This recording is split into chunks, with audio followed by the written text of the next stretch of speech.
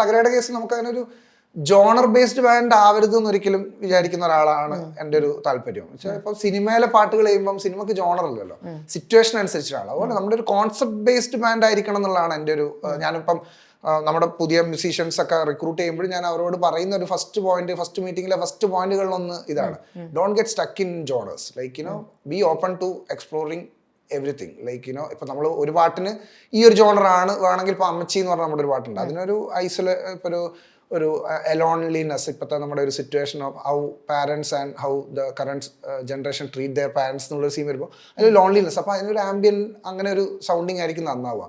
അതിപ്പം ഒരുത്തിയിലെ പാട്ടാണെങ്കിലോ അല്ലെങ്കിൽ ഇപ്പം പാടില്ല എന്ന് പറഞ്ഞ നമ്മുടെ ഒരു പാട്ടാണെങ്കിലോ അതൊരു കുറച്ച് ഒരു പൊളിറ്റിക്കലി ഉള്ള ഫാസിസവും അങ്ങനെയൊക്കെ നമ്മൾ ഇപ്പോഴത്തെ നമ്മുടെ കറണ്ട് പൊളിറ്റിക്കൽ സിനാരിയോസ്, അപ്പോൾ അതിന് ഒരു റോക്ക് വേണം, ഒരു ഹാർഡ് റോക്ക്, ഒരു ആ ഒരു ഗിത്താറിലെ ഒരു റേജ് വരുന്ന പോലത്തെ ഒരു സാധനം വേണം.